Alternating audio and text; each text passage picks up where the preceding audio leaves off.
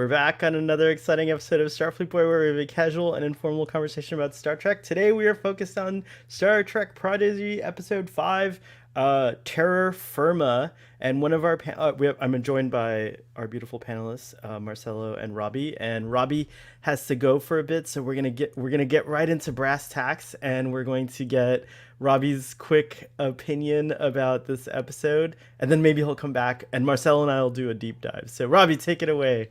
Um, I'm just here to say that um, the latest Prodigy episode, Terra Firma, season 1, episode 5, was satisfactory. Oh, okay. That's it. Okay, cool. That's it. Wait, by satisfactory, do you mean awesome? Because I feel like it was a little more than satisfactory. All right, Robbie's gonna be at dinner. I'm gonna actually remove him from. He'll still be able to hear us, guys, but I'm gonna remove him from the thing, and that way Marcelo and I can talk about it. So hey, that was really quick. That was quick. Yeah, that was like the best exit ever. It was like, hi. It was satisfactory. Goodbye. That's really funny. So we have Blue in the audience. We have Fathery, who did an amazing job. We're not here to do that same presentation they do on Tech Trek, but I highly recommend everyone go check it out because he does a deep, deep dive. And I don't know how he did 2 episodes in one stream and made it so engaging and fun, but he did it. So everyone go check out Tech Trek. In fact, you can pause this video and go check out Tech Trek and then come back if you want to. It's all good. It's all non-linear as far as I'm concerned. And then we have Jill47. Nice to see you in the audience. Love, love, love this episode. So in this episode, it's actually the continuation from last week's episode, and we had the crew kind of in a little bit of a jam when they lost the protostar. Gwyn was injured, like they're stuck on this planet, and then the diviner is on the way. So there was a lot of anticipation, kind of as to what was going to happen. And then we get the result in this episode. What did you think, Marcelo? I really enjoyed this episode because it really, towards the end of the episode, it really solidified that Gwen really made the right choice and decided to side with Dal, Jenkin Pop, Rock, and Murph. My favorite scene of this episode is that small moment that Gwen had with Dal, where it was just a really small moment where Dal sort of just went away from the main group, and they sort of had to sat down in a chat. And during that chat, he discovered that the stars on the particular planet that they're on don't move, and they can use those stars to get back to the protostar. Oh, right. Like what? Like you mean because maybe the planet's in a fixed a Orbit? geostasis Yeah. orbit? Yeah, like a lock. It's not like a. Oh, that's really good. I didn't even think about that. That's neat.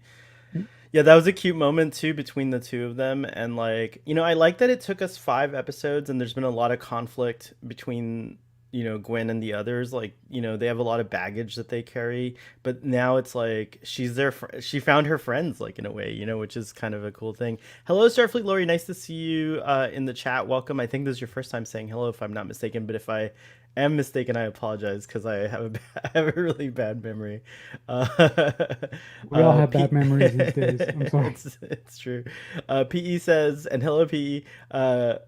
Prodigy is getting better with each episode. It really, truly is. Like, it's a very. I really love this show. Like, I just did a tweet about it, like saying how clever and sophisticated it is. Because I was watching this episode, and there's so many like layers and nuances and things like that, and it's just really well crafted. I have a lot of it's great that this is a presentation designed to introduce Star Trek to younger folks, but in general I think that we're getting like really good stories and moral tales, if you will, like the moral lessons. It's better to say, I think, lessons. So yeah, that's very cool. What did you think? We finally got the name of that mystery, the mystery drive. It's called the Gravimetric Protostar Containment System, or actually, the Gravimetric Protostar Drive. But the thing that it houses it is called the Gravimetric Protostar Containment System. What did you think of finally the reveal of all that stuff? Yeah, of all the big giant MacGuffins that I could think made the protostar so valuable. I never thought that it would be a live star. I was like, that's really inventive and that's really well thought out.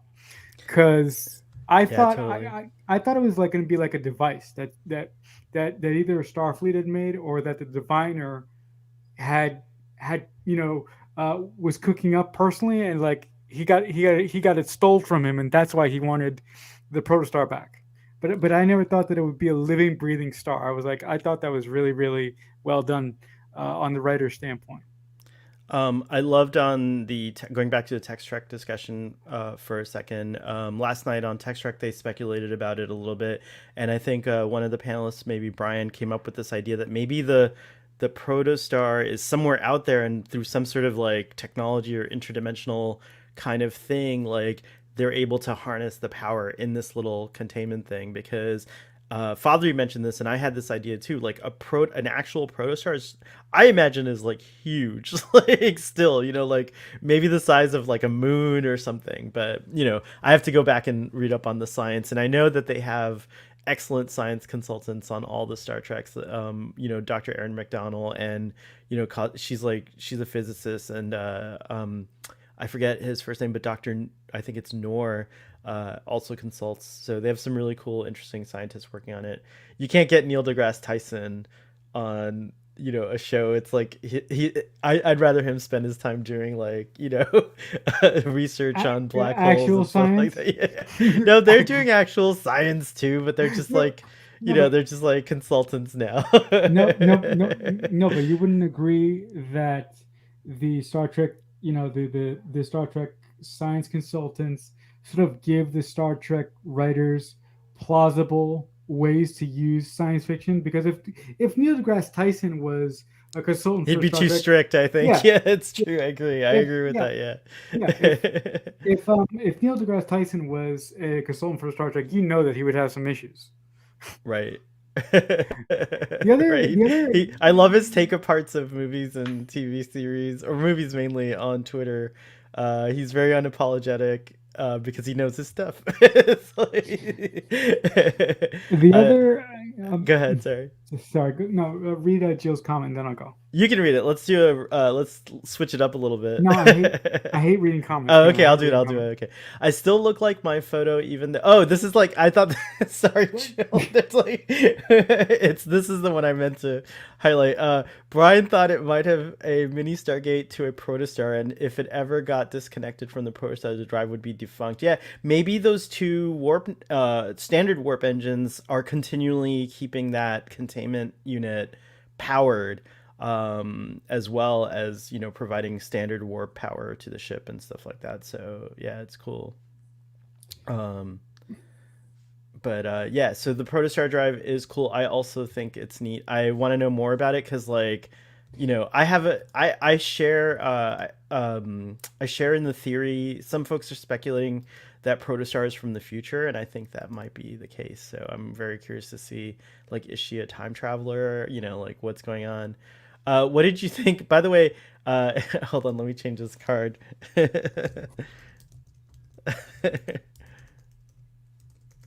You'll see why. Hold on, sorry. Okay. All right. So Larry, what did you think of Larry the Murder Planet and how it can shift? And just in general, what did you think of Larry the Murder Planet? Larry the Murder Planet. I think Larry the Murder Planet served his purpose as far as the story. I think it was fun. It was fun. It was enjoyable. But the the main thrust that I liked about this episode is that our main cast, our main characters from our main cast. Jeez, what am I talking about?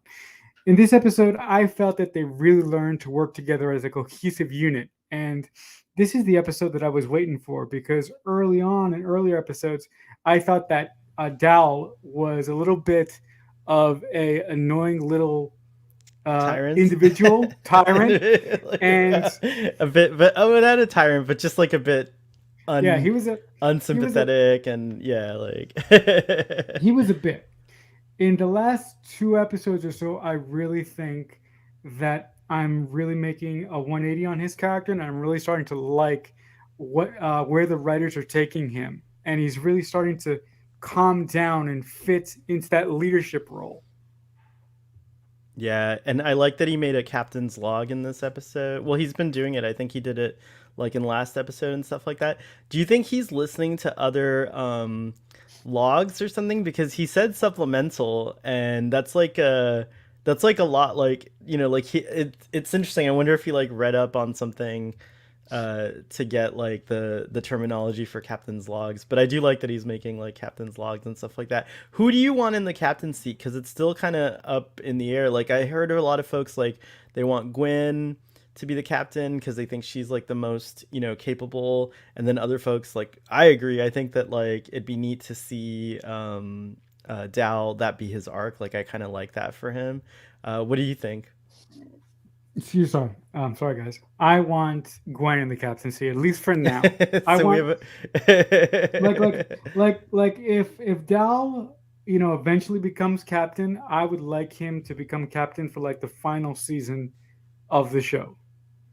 But I would like Gwen to be captain for now because I think that she's the most serious, level-headed member of the group.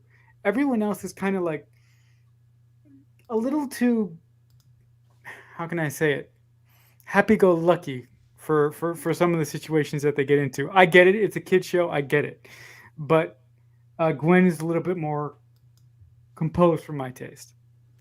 the audience kind of agrees with you. There's a lot of Gwen, stuff. Sorry, PE agrees with you. The rest of the audience kind of is like a little suspicious of Gwen.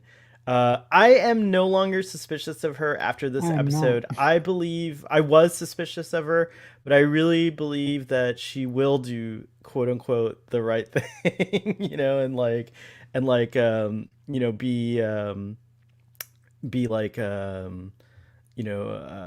good shipmate to these guys and friend. Actually, I think she's found her home and her friends in this. But Father points out musical captains shares like discovery. Yeah, it could be that they'll be the first, like they could share captaincy, which might be an interesting thing too. I mean, like in a weird way.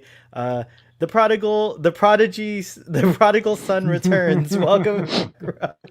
Were you able to listen to any of our conversation while you had dinner? And I'm sorry if you had to rush through it. No, no, I didn't get to listen to it. Um, well, no, no, I did hear um just something about Gwen being the captain, and I think that's a Yeah, great choice because she does seem in a more mature headspace. But it does seem like Dal is who they're um putting on the captain's kind of. the path, so to She's speak. yeah, he seems to be in a similar journey to Burnham and to Mariner, which is maybe a bit unusual, but I do see um similarities between all of these characters who are going on a bit of a journey. They're making some mistakes and they're um showing their crew or their family that they can do this. And I I'm enjoying Dal as a character. I'm not exactly sure yet who I would want to be my captain because I don't know these characters enough. I really do enjoy them, but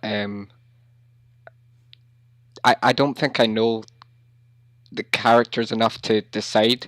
It would be cool if, because it's a kids show, you could have. I mean, maybe it doesn't represent Starfleet properly, but different captains. Since it's a kids show, since they're not Oh, um to show like a a sense Starfleet of ship yet. Um, like collaborating without yeah, ego and stuff like that. Yeah, I and like it could that be too. kind of fresh every week, or um, you get different personality types giving out the orders and learning. They all get to learn how to be a captain, and maybe that would change when they meet Starfleet, and so it'd be kind of sad, but um, that could be interesting. I'm really kind of giving a roundabout answer because I'm not sure. No, it's really good. I like that idea, and I think Fathery and Starfleet Lori was also thinking along the same lines of co-captaincy. I don't know. I think you're Mm, right in a sense that like this is gonna be something that we're gonna continue to like see go back and forth this series, at least this season, which there's going to be like 15 more episodes, which is astonishing. By the way, I forgot, I looked it up earlier, and again, my bad memory, but when does it come back? Like January, I think, right? Like, I think it's January. Yeah, yeah, it's coming back in January, so not too long to wait. Just like, we're gonna have the month of December, and we have plenty of Star Trek with Star Trek we have Discovery. Discovery to deal with. Yeah, Come on. it's true. It's true. Um, Jace says, "Hey Robbie," and hey Jace. By the way, earlier he was saying, I think Prodigy is a bit more adult than what I thought it would be. It gets pretty tense at times.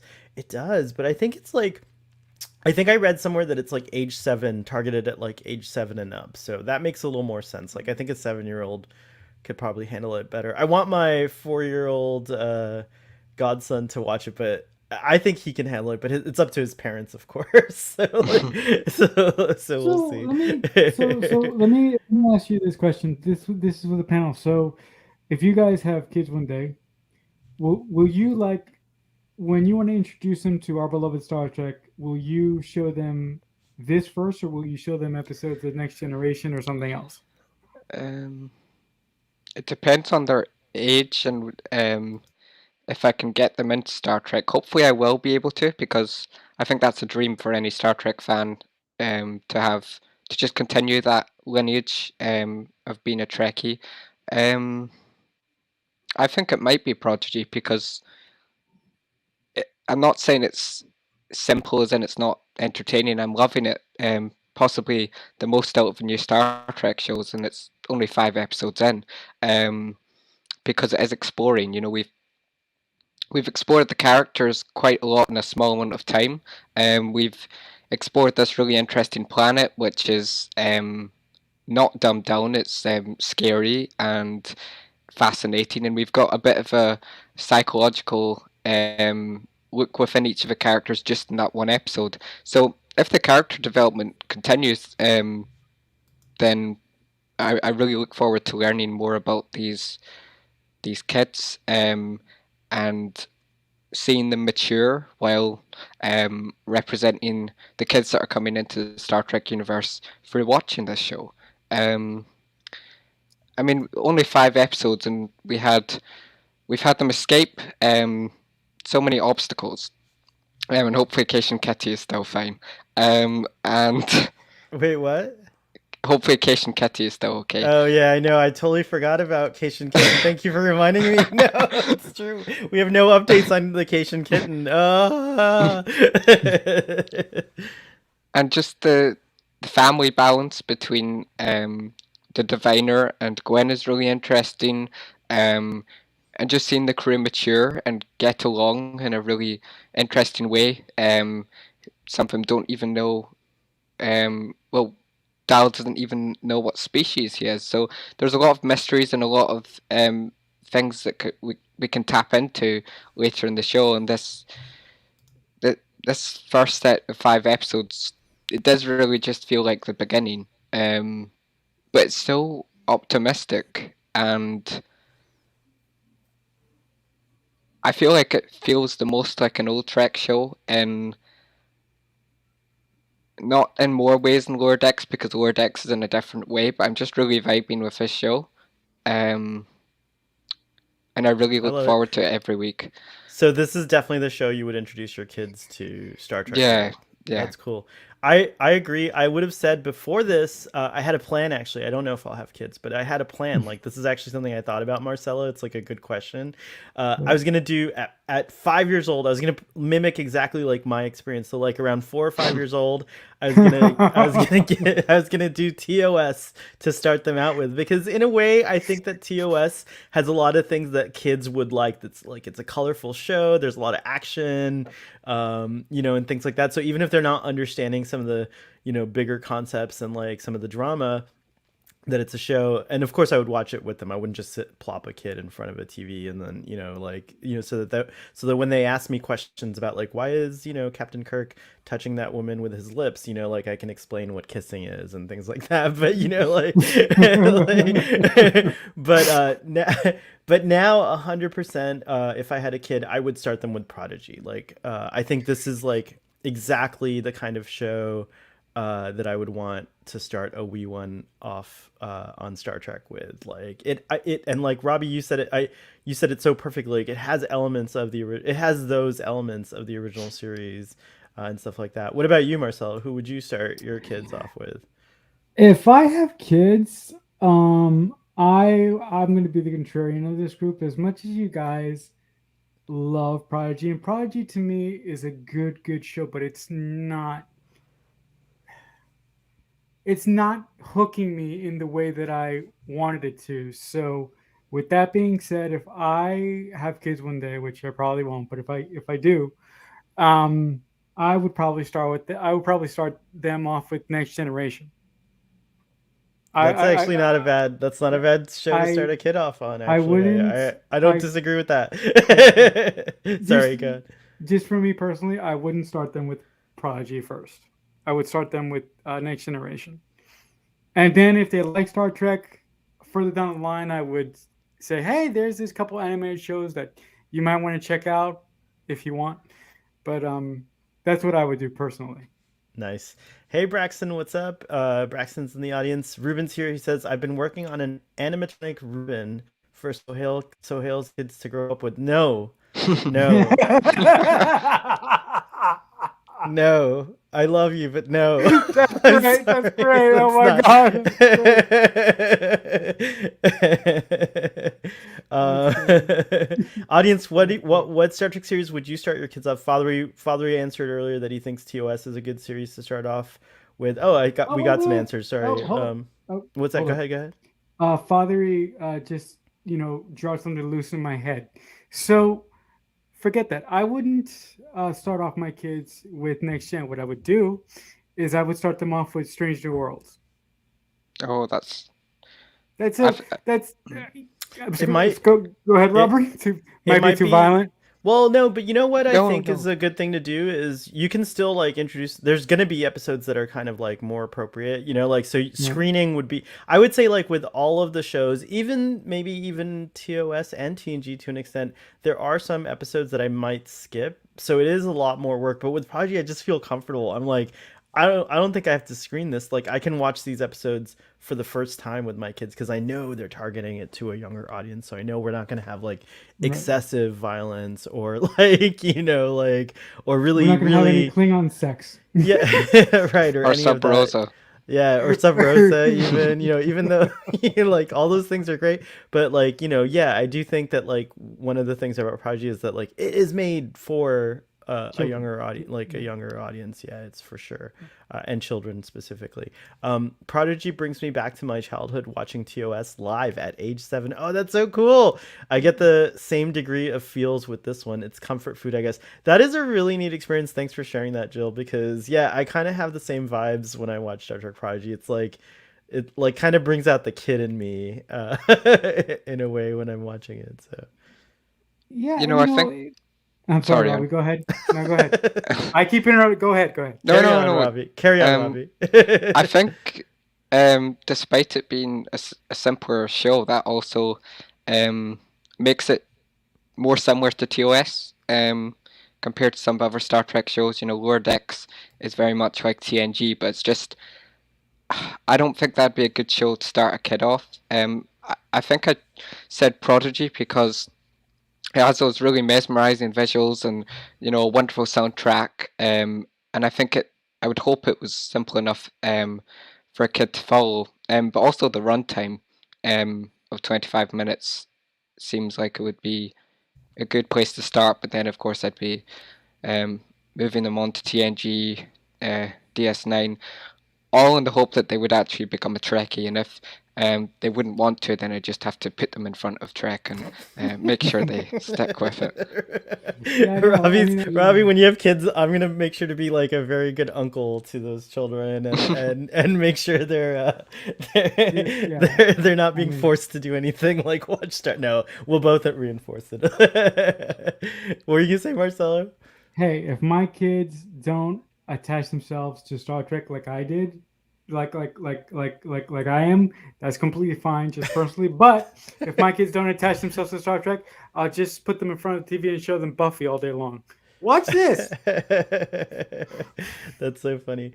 Wow, this is a good tangent we went on about having kids. Now I feel like I have to go out there and like maybe I have to go to a planet where there's like a progenitor machine that grabs my hand and I'll have a child that way. That's a reference to Robbie's stream after this one for Doctor Who. We're doing the Doctor's daughter. Speaking of having That's a kids, good yeah, one. That's a good one. it is a good one. Trekkie Dave, what's up? I started both my boys out with Star Trek II, The Wrath of Khan. They loved it, and it's a perfect entry into the Who as well. Yeah, it's such a good movie. I mean, like, I think I remember being mesmerized by that film, and the action's like pretty powerful. Or even the animated series might be a good place to start. Oh yeah, duh. That's true. It's a good place to start. It's true. I'm not a fan of the animated series. I'm sorry. I'm not a fan. Sorry, guys. Please keep your pitchforks away from me. That's okay. It's okay. We're gonna do TOS discussions. We're gonna after we finish our TOS discussion, which normally takes place at this time slot on Saturdays.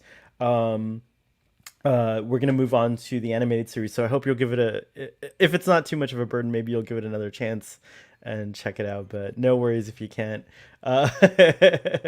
Let's see here. Oh yeah. What did you guys think of Janeway in this episode? The Janeway hologram. She was cool. Yeah, I mean, she's cool. She's Janeway. So I mean, well, she's a simulation of Janeway. She's not really Janeway, but she was fine. I think I just love Janeway. I've also been lying to everyone. I Oh no, here we go. I think I know what you're gonna say. I've never fully watched Voyager, but I kind of got the gist of Janeway. Confess. He confessed. Oh my god, Robbie. But I do love Janeway. Kind of horrible for me to say that after what I've just said. But it would be really interesting if we got. I suppose we can't really have an episode centered on Janeway in a kids show, which is about the kids. But I would like to see a bit more of Janeway. And maybe that wouldn't appeal to the kids as much, but I think you really need to get to know your captain, and most people will have if they actually did the right thing and watched all 7 seasons, which I did not.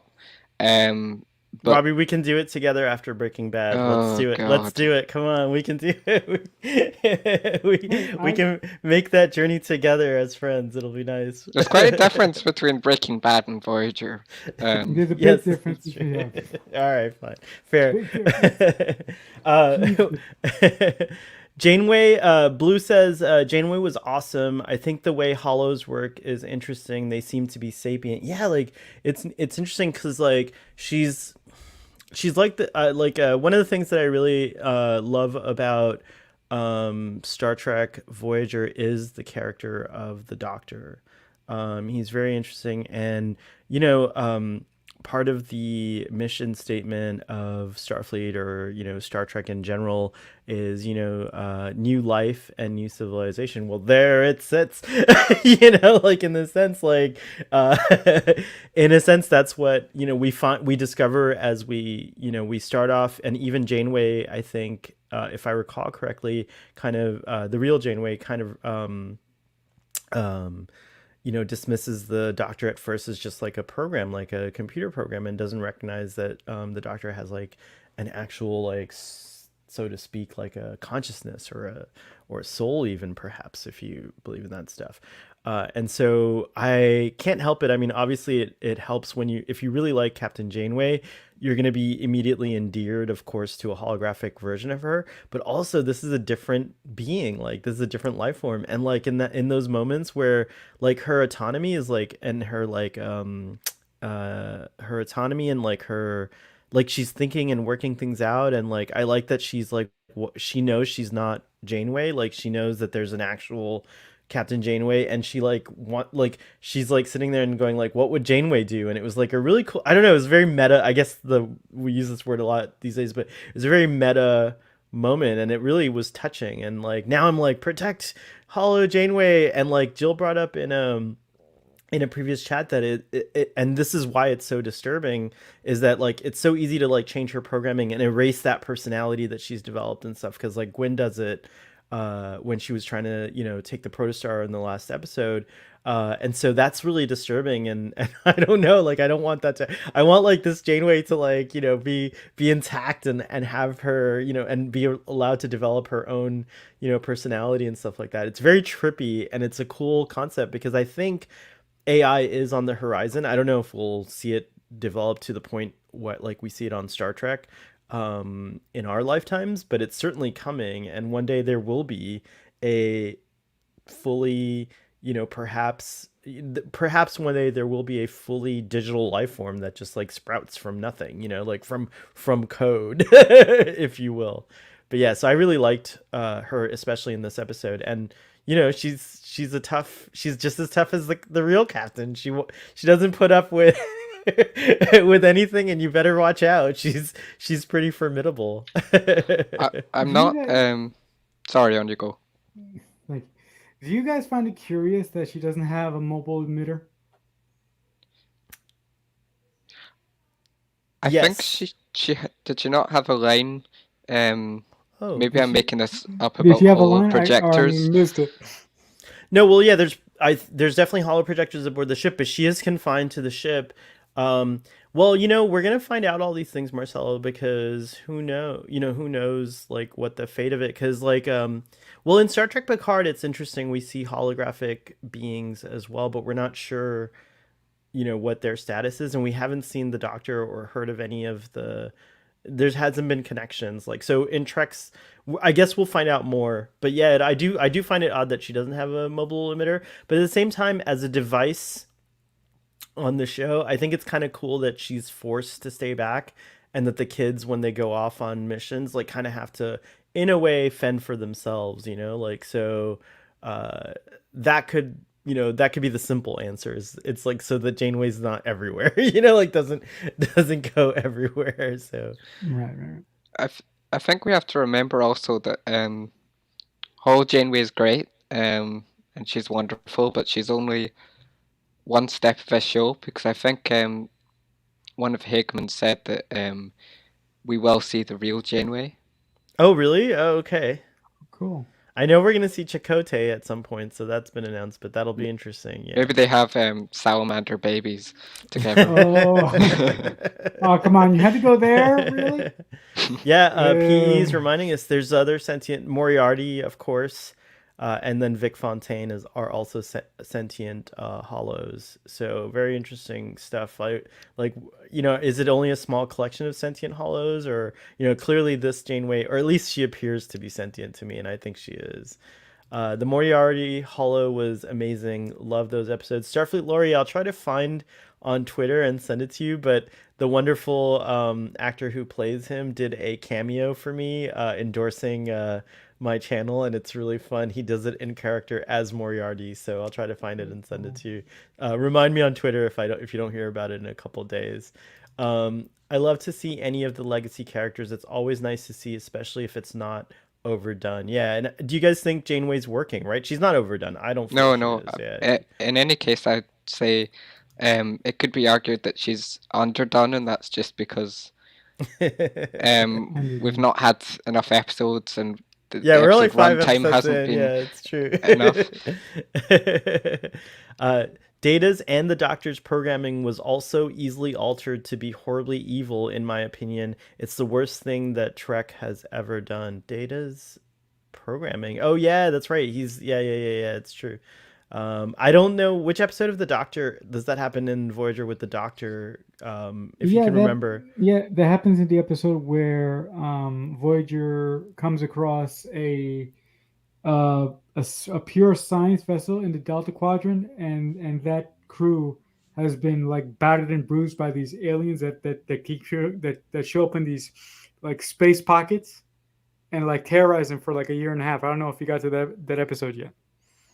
What season is that again? I think it's season 6.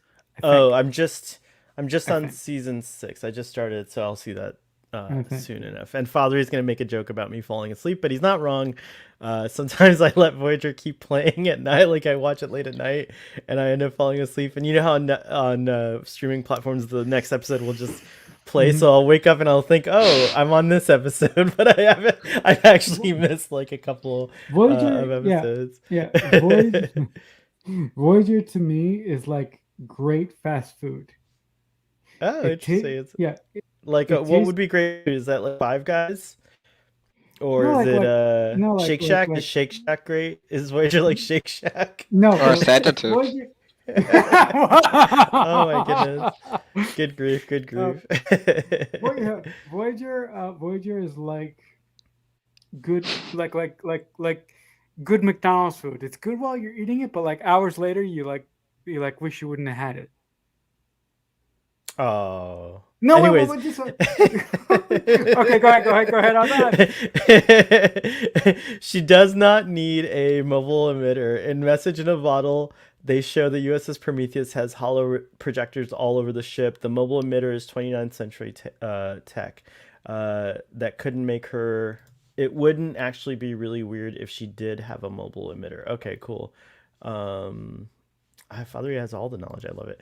Janeway is like the one responsible adult character in the show. Everyone else is either a child or evil. It's really funny. Ruben says there's a hollow society in Voyager, isn't there? Man, I need to catch up on. That's right. Yeah. Wait a minute. Oh yeah, no, actually, I do know that episode. He's right. I think I do know. I think I know that episode. I'm not sure if I do or don't. It's all just blur together.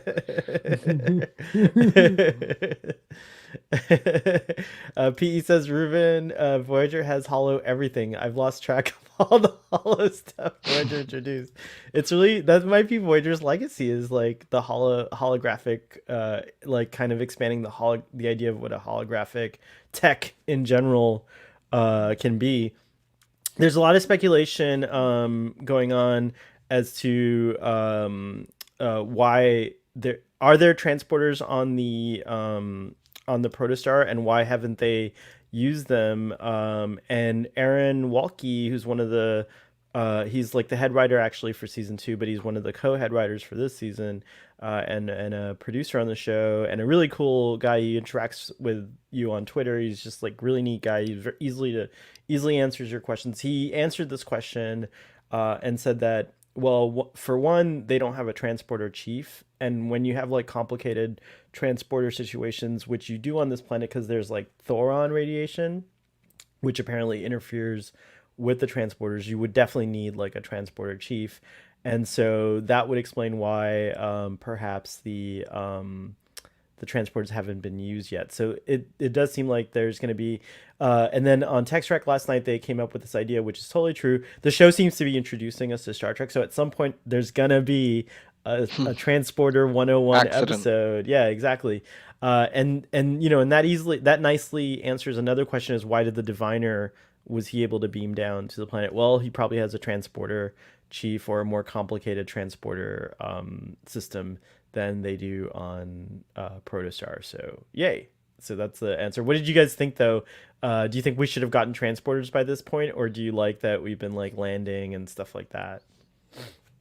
I like that we've been. Go ahead, Robbie. I was going to say what you were going to say. No, but seriously, go ahead. You say no. I interrupted you last time. On you go. Carry on, Robbie. I choose you. Go first, and then we'll go. No, Robbie, I choose you too. Come on.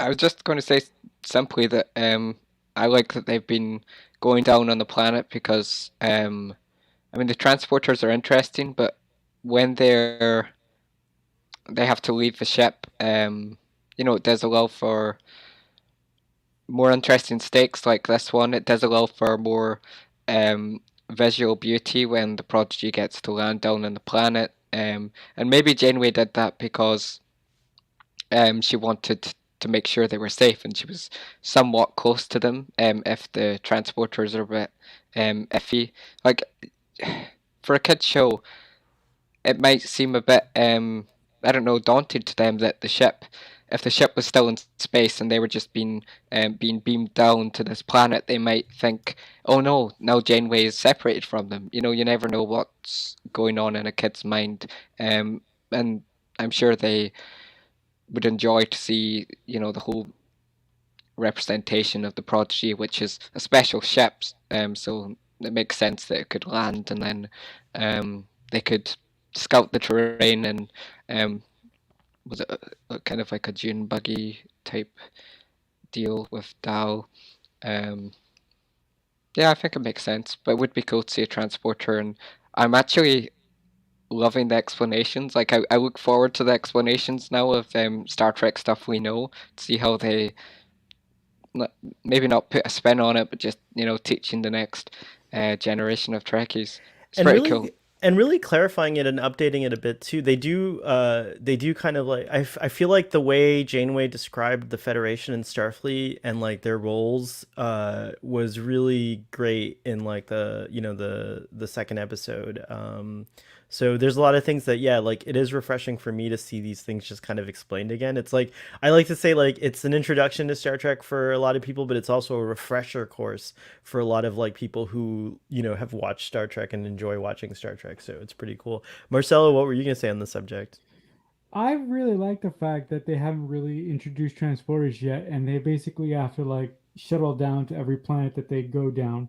I do think, however, at some point, I think that hologram Janeway is going to introduce them to transporters, and I do think that one of them is going to become the transporter chief for the crew. That was gonna be my nice lead in, Marcelo, because that was gonna be my next question. Is like, who do you think is gonna be the transporter chief? My best guess is gonna be Jankum Pog. That's like Yeah, my guess. Yeah. yeah. That's what I Audience, was gonna please say. chime in too. Go on.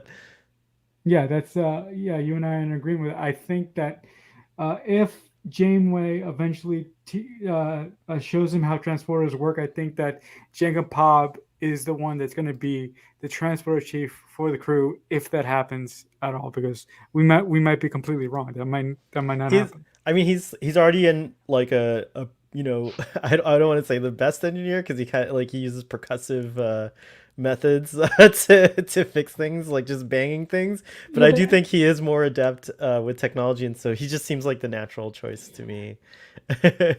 I do think that the characters in season one are very very kiddish, but I do think as we go along in the show, the characters are going to change and they're going to get more and more adult. Not to the point where they become like, you know, the characters on Discovery or the characters on the Next Generation. But I do think from season to season they're going to get more and more adult, and they're going to basically calm they're themselves gonna down as they're they gonna go. grow up and mature. Aaron Walke also confirmed that that would happen. Oh, Marcelo, cool, cool, yeah. cool. So yes, you can expect that, which I like. He's like, it's not gonna be like The Simpsons, where the characters never age, and 30 years later Bart's still like a 11-year-old or whatever age Bart is. What do you think, Robbie? Do you have a pick in mind for who might Um, be transporter chief? I think Jankum Pog, because Zero seems quite interested in the protostar engineering. So although I suppose Zero could be a science officer because they seem quite sciencey. Um, Yeah, Zero feels like, even though he's been kind of like at this like helm position, right? But like I do see him really officer ish. yeah, I think if a show goes the way that I think it will go, it does seem like the perfect introduction to younger fans. These characters who have been uh, on a mining planet, and this kind of more um, relatable as a kind of terrifying figure, but character following them down who isn't just bare bones simple because they have a relationship with Gwen, which we're already seeing develop, and she's kind of turned her back on the diviner, but maybe she won't in future. You never know. Sometimes with these kind of family relationships with a villain, they can kind of get good mileage out of it to make you feel sorry for certain characters because they go back on what they've done, because I'm pretty sure the diviner could be persuasive, or maybe the diviner could kidnap Gwen. Although do you think that maybe that'd be a bit too harsh for a kids show? I don't know how Do you, far. do you guys Maybe think that? Oh, go ahead. Sorry, Marcelo. maybe we'll find out that the diviner actually kidnapped Gwen in the first place. Maybe we'll Oh, He's find out, he seems to be. They seem to be of the same right? species, and he does say my.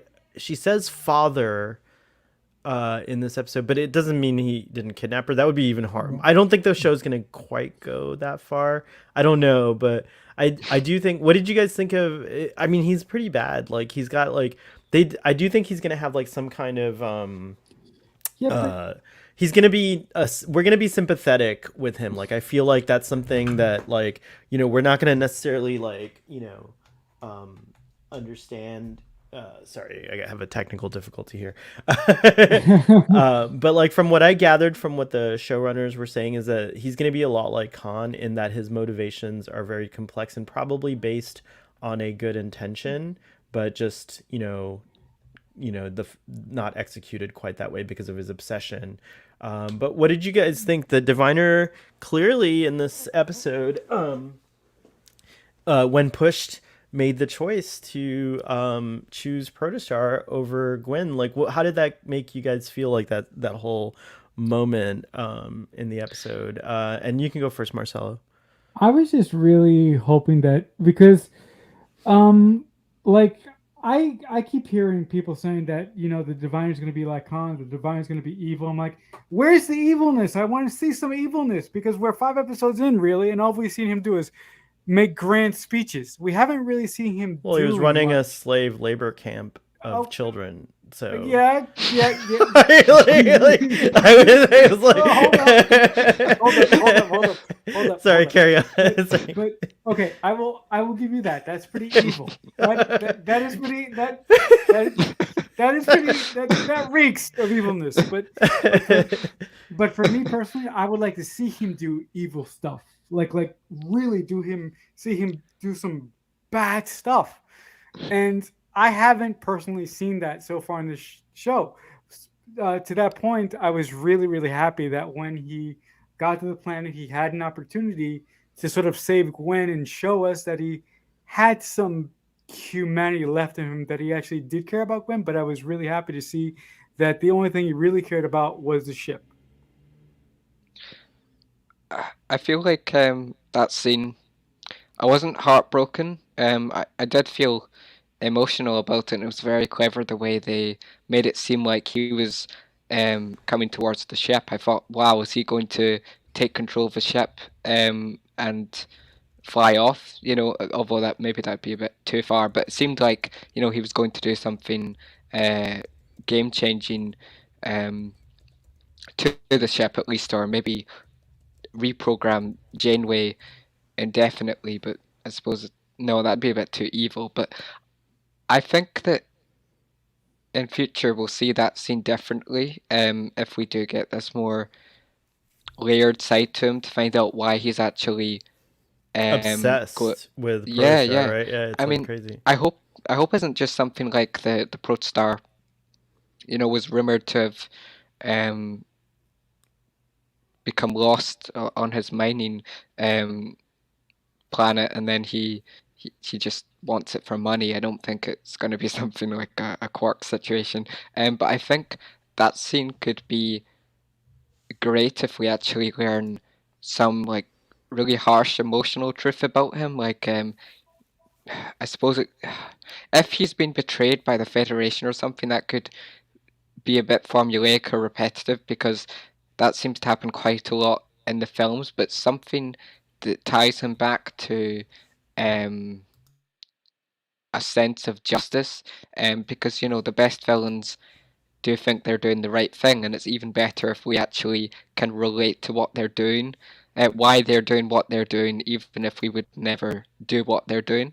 And so hopefully we get a good, meaty, emotional episode to find out what makes him tick. Yeah, and hopefully Gwen um gets a maybe at the end, because this is a kids show, he will actually become a good guy. You never know. That Well, would be very. one thing that was interesting that he said to me in that scene was he's like our salvation or my sal, you know, or when he saw the protostar, my salvation or whatever.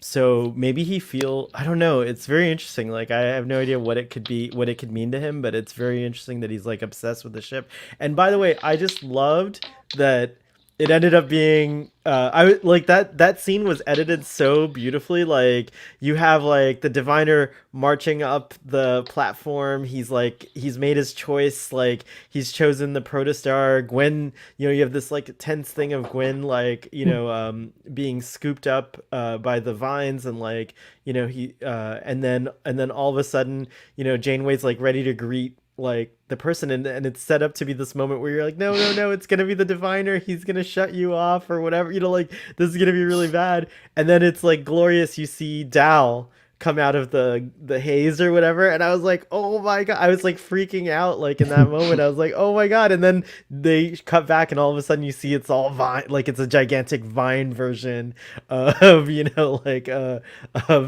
the protostar. And I was like, yeah, you, that's what you get for not choosing your progeny or your daughter for that choice. You know, like I was totally, it was a very satisfactory moment in the episode, and I thought it was like edited. That was like I think like a really awesome, you know, like dramatic Conclusion. well, yeah, like just like a moment of drama. I mean, because we get another one coming up, but yeah, so yeah, the diviner, which by the way they call him our diviner. So you know, but I'm gonna call, he's not my diviner, so I'm just gonna call him the diviner as far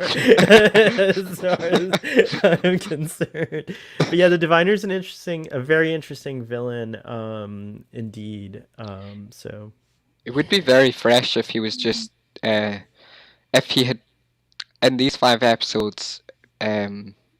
I suppose you can't do it exactly because he must be some kind of bad person now that he has been in control of a labor camp. But I think the idea of a villain that seems so horrible at the beginning, and then you actually learn they have a good reason to do what they're doing, and they actually become a good person on like a a long good journey, parent.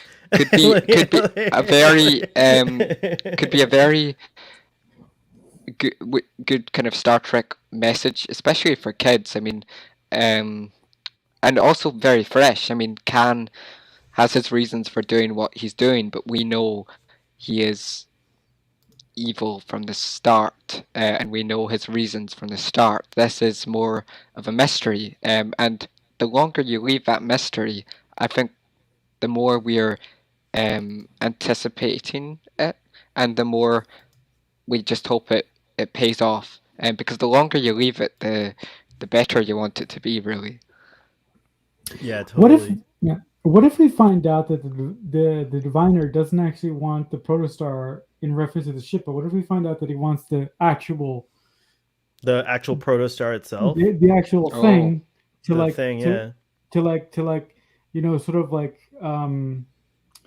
to sort of like power like a major weapon that he is Or his designing, ship like or something, yeah, you know, like that yeah. ship is interesting too, right? Like that big ship Mhm, that he flies around in is pretty mhm. interesting. It reminds me of like the Narada a little bit perhaps, or yeah, it just has that vibe of, yeah, you could have a pretty insane cannon of some kind, or you know, like weapon on that thing. I Yeah. feel like that would kind of undercut what's the mystery that he has and what they seem to be building up from his character. I mean, for him to just become like a cartoonish bad guy who's wanting the protostar to fuel some mega weapon, um, It could that be to wouldn't save be. his planet, as Jill suggests, so like, or his people, you know, like that might be what he was referring to as like our salvation, you know, like, and maybe, you know, again, it is harsh to think this way, but maybe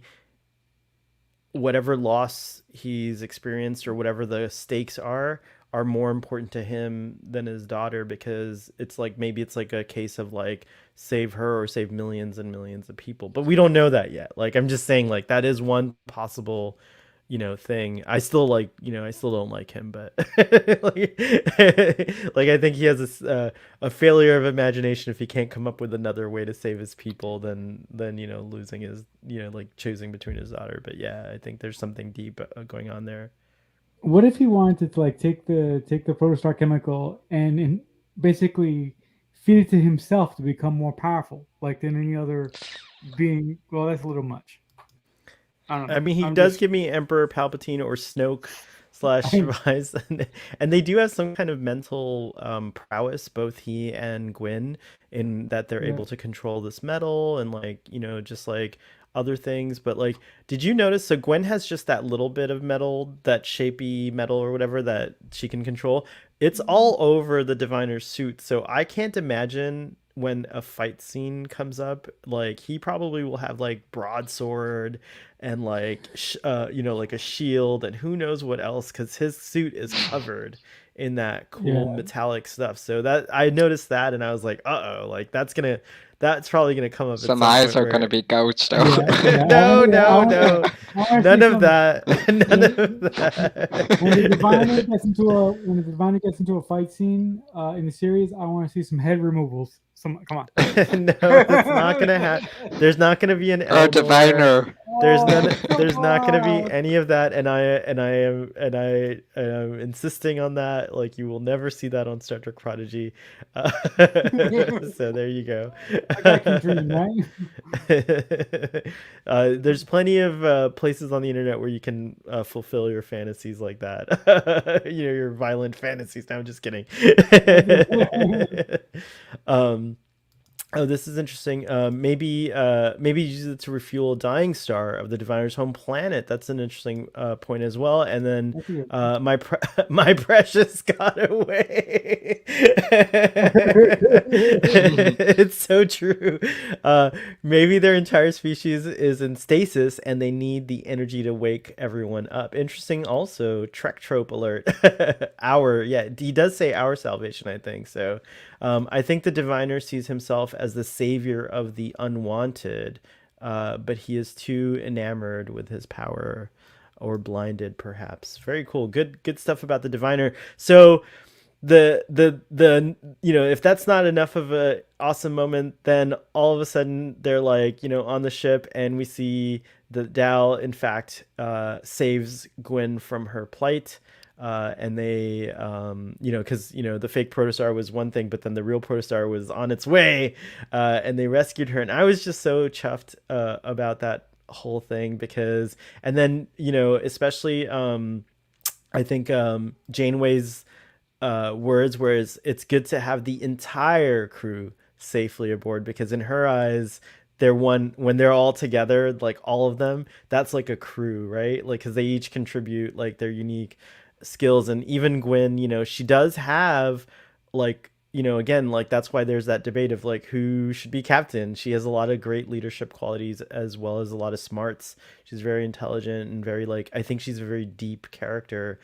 She seems to feel like a lot of regret for the way she's perceived because of her father's um, you know, his actions basically. Once she gets out of his influence and she's opening herself up to like these other ideas and seeing like how people truly feel, it's cool to see her going through that progression. And then it's just very satisfying when he he hails her and he's like, I know you'll make the right choice, and she's like, yes, I will. And she's like, engage the protostar drive, and we see the ship go into like it actually transforms, and it was such a beautiful sequence with like the drive being activated, I guess. And then it goes into this like insane warp like thing called proto warp, which is brand new to Star Trek, so we get a whole new concept, and we're gonna find out when the show gets back, no doubt,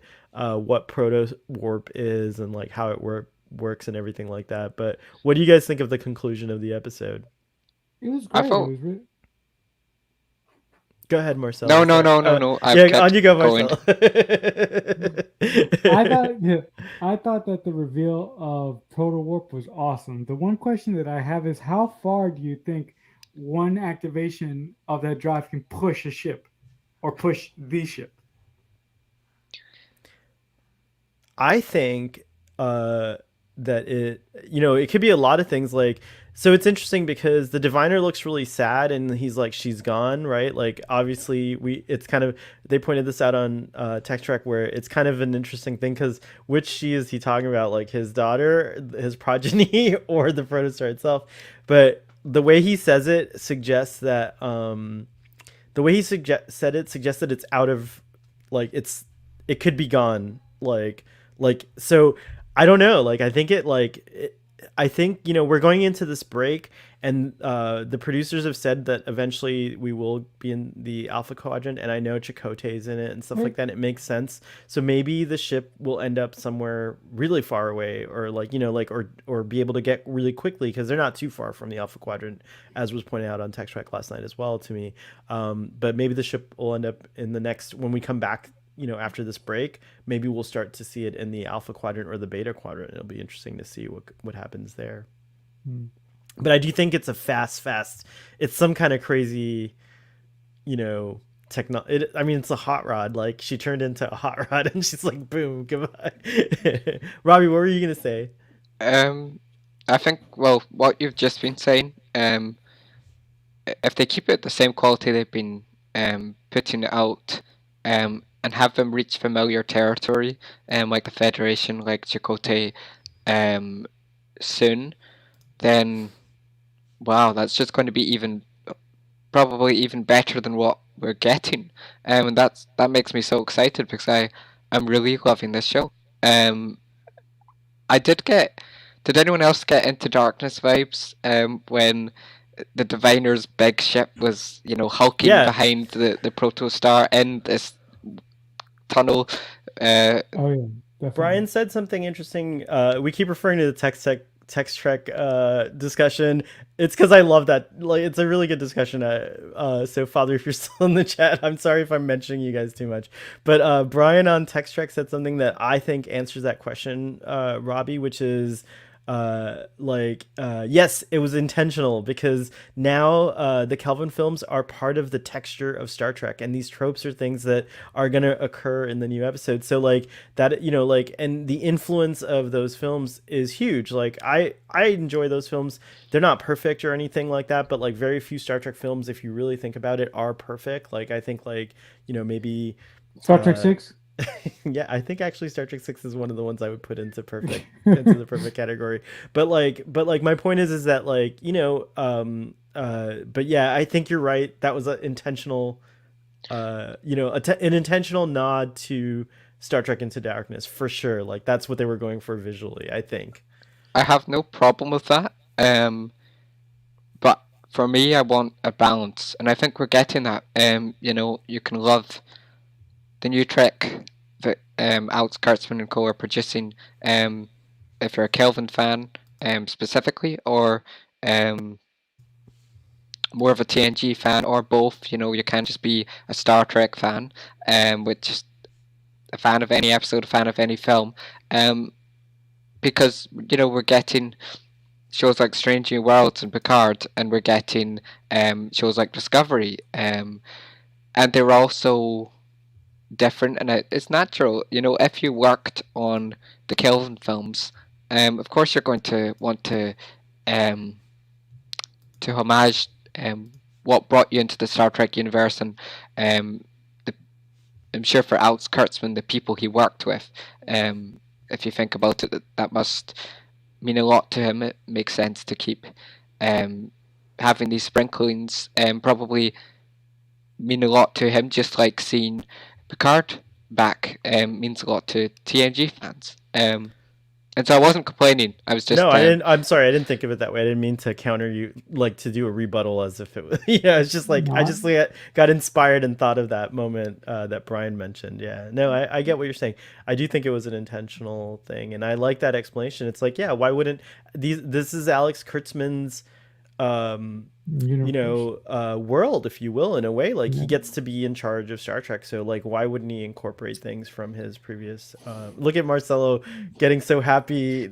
Sorry, I'm just gonna, getting so happy about Alex I'm just gonna sit here and bask in the glory. I'm not even gonna say anything. No.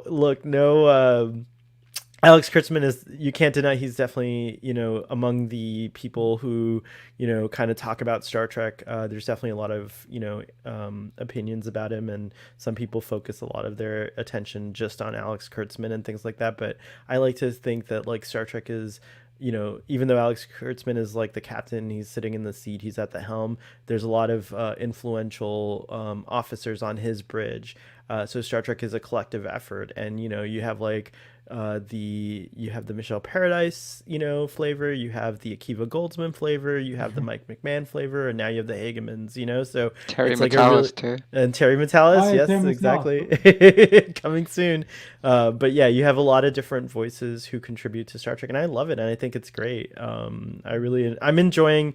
Again, it's on record. You can go back and watch Starfleet Boy. I didn't have a great time with Discovery in the beginning, but the show has pivoted. It's like evolving, it's growing, and they're truly genuinely trying to make a product that every Trekkie and anyone coming into Star Trek can enjoy and delight at. And we're not here to talk about Discovery, but I think overall, I think that's like the thing is like their intention is to delight us, and I think it's pretty wonderful. If it was one vision, and Alex Kurtzman was just saying, that, or maybe if he had several shows and they were all felt very similar, and they were all doing ridiculous homages to the Kelvin universe again and again, and they all, felt the same tone, then I'd have a problem. But he's widened his array of Star Trek shows to have, as you said, fresh new voices or old ones who have a connection to old Trek. And so, not old Trek, that sounds a bit rude. 90s Trek, maybe? Yeah, 90s Trek. So you can, I think Marcel has said it, you can get a flavour of what you want through what you watch. And even in one show, it isn't just one flavour.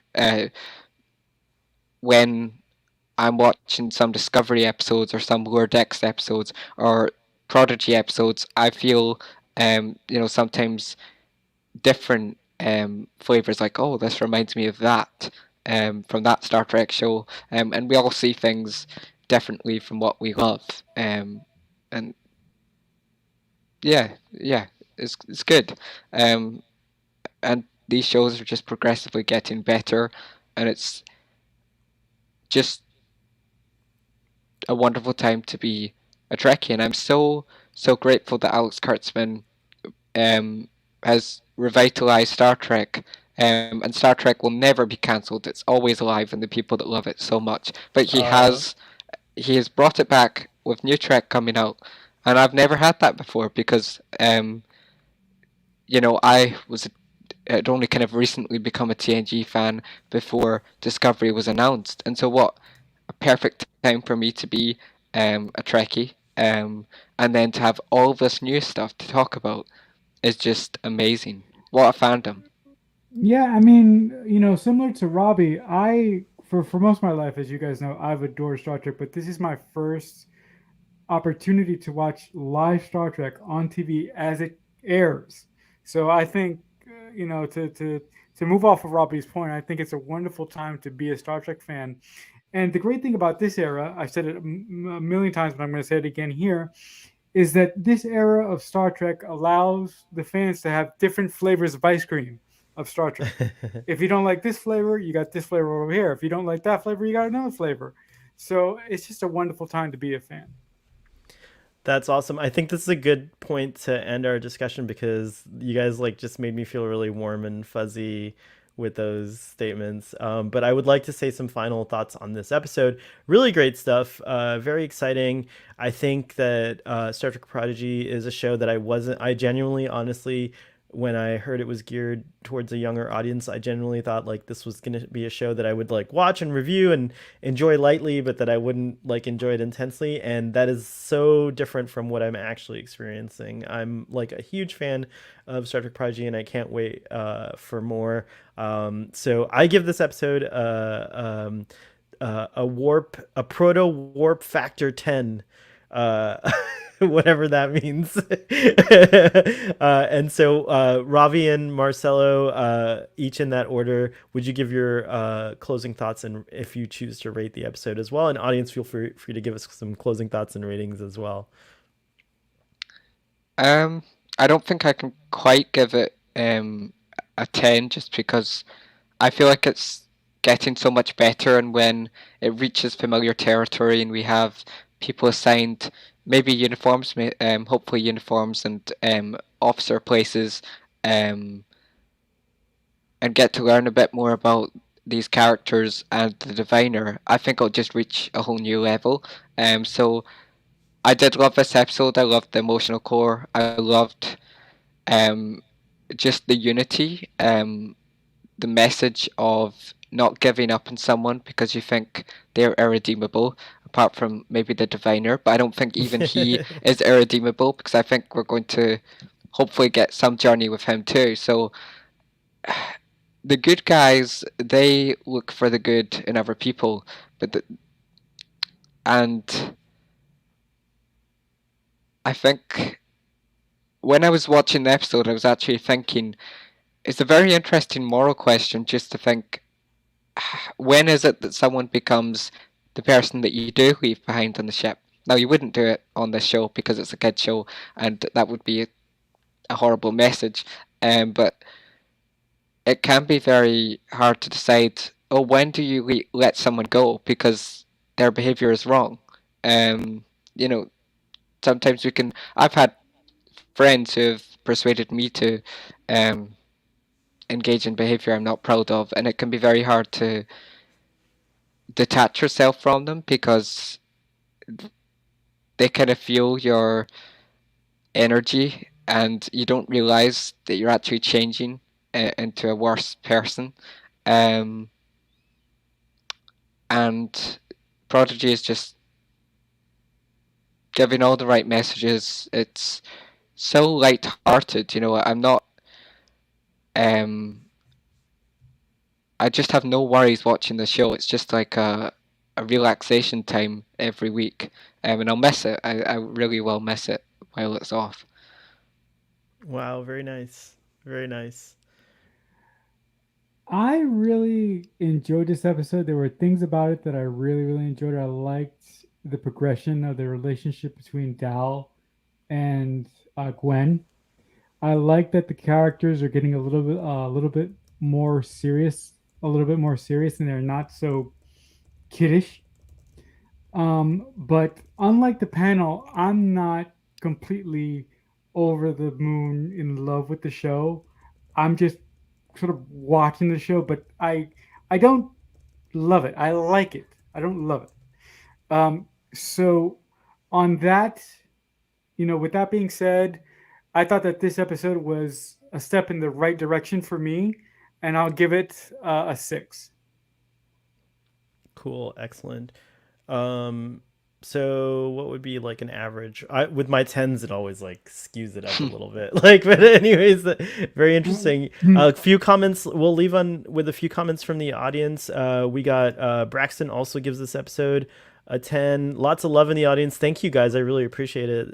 This was a really nice discussion. I really appreciate you guys for coming and discussing with us. 9.5 tiers for Gwen's being sad. Very cool. And a 9.75 from Starfleet Lori. And then PE says, Starfleet Boy is so positive about all things Star Trek. I can imagine a mirror universe Starfleet Boy out there who has a cigarette dangling from his mouth and is swearing and denouncing everything. Oh wow, I'd like to meet that guy and punch him in the face. No, there's probably Mirror Me would be Look, interesting. there's That's the all I'm mirror gonna universe say. in you, right there. There you go. Yeah. 8.2 Murder Planet. Larry the Murder Planet is my official. That's what we're calling him. My precious got away says I was high on emotion for 2 hours after I saw the episode. I'm only reserving zero point 0.5 points because I know it will just keep getting better and I can't use up all my tens right away. That's a good point. Blue says amazing discussion, guys. Thanks for being so real. What was Robbie's rating? I missed it. Robbie, you gave it a 9. 9. So yeah, it was like pretty high. And then I don't know. I would want my kids to watch Prodigy if I saw them playing with their toys and talking about a murder planet. That's true. I don't know. It's true. Anyways, thank you for joining us on this discussion. Next week, we should be back to talking about Star Trek: The Original Series, Series 3, with the Enterprise incident. And we've been kind of delaying on that. Because we want our wonderful Sub Commander Tall to be in the episode because the TV version of Sub Commander Tall is in the episode. So we'll be back next week on Saturday at 3 to discuss that episode. So I hope everyone will come and join us. And then when Prodigy returns, we're going to try to do a special time slot for it on Saturday mornings. I have time now to gather like maybe a few more younger folks in the panel. Robbie, you're young enough, that's sufficient, but just like a little younger than you from my collection of friends who are watching it perhaps, and we'll try our best. Like it's a little complicated with YouTube to get like younger people and consent and all that stuff, so we'll see if we can pull that off, I should say. But that's the aim. But regardless, we'll be doing Prodigy discussions on Saturday while Discovery's running, because I want to give each show its own discussion, so I hope it's not too many discussions for you guys. Live long and prosper. Thank you again for joining us, and we will see you next time.